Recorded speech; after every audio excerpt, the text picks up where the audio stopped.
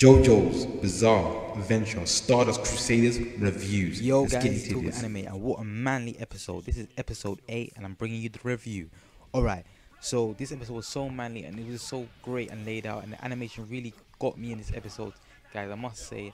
And I'm enjoying the series right now. So anyway, what happened was the episode started on a funny note, a light turn to what's to come basically. So Polnareff was accused of basically littering the street, and a police officer basically said, you've been littering in the street, you'll be fined a 500 euros, which is like 40,000 yen. And he said, and then Polnareff was like, what have I littered with? And basically the police officer thought he littered, his luggage was the litter. So basically Polnareff was like, no, that's not my litter. And it just basically like a funny note, and I thought that was great. Like, it took some of the seriousness away from the show, which sometimes is needed.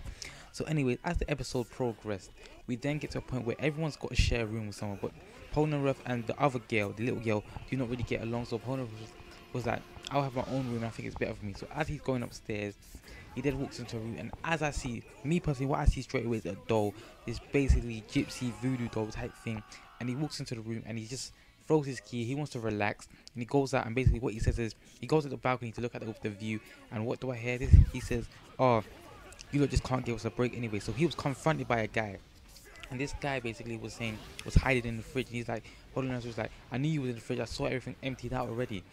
So basically the guy's like, oh, my stand basically is like a stand here. It's called the Devil's Card, and what it does basically is curses the person. So he basically gets if you inflict damage on him, he allows you to inflict damage on him, and basically the more severe the damage you inflict on him, the severe your curse is and the price you have to pay for that curse basically. So Polnareff straight away, but Polnareff never knew this, right? So straight away Polnareff went into the battlefield, pulled out his stand, stabbed him in the eye, stabbed him up, and the guy's like, oh, I'm gonna get you back for this, my pain is, he's all in pain, screaming, saying this and that, and basically he disappears. And then what happens now, the door that was in the room, the voodoo door was in his room, I think was his true stand. And now what happened now was that this stand was taken, cut a bit of his legs, and then cut a bit of his leg, but he didn't know this at the time.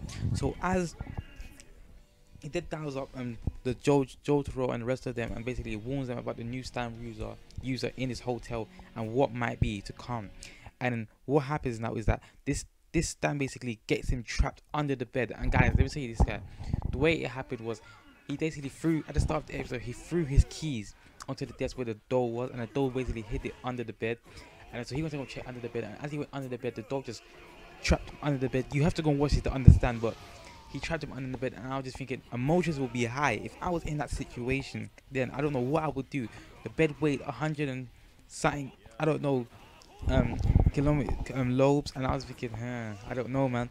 So basically he was trapped under the bed, and obviously his stand here, you have to be, he must be able to see, he has to see with his own eyes to be able to direct his own stand to hurt his opponent. So basically this dog was basically taking cuts at his hands, his leg, having fun with him, hurting him. He's bleeding non-stop in this episode. Basically Polnareff is bleeding non-stop, and he can't do anything about it basically. So finally he breaks out of his bond.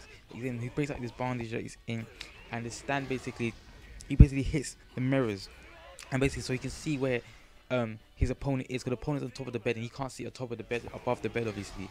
So guys, emotions just high. If I was in that situation, I don't know what I would do, me personally, because I know I don't know, guys.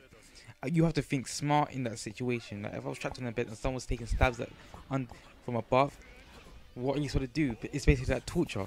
So anyways, he hits the mirrors, and basically he can see where his opponent is, his doll is right now.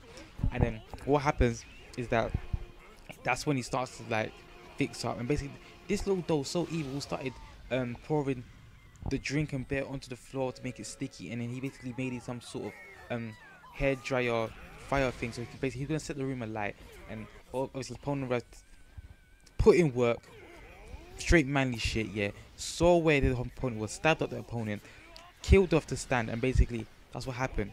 And then as the episode was drawing to a close, yeah, we then see, what do you call it, a little image here of Dio Brando, and basically it's a little image, a message here basically saying there's a traitor in the group, and the group in Jotaro's group, and the traitor is the student that they picked up from the first episode. So guys, this is Talk Anime. Tell me what you guys thought about this episode. Leave your comments below, and yeah, peace.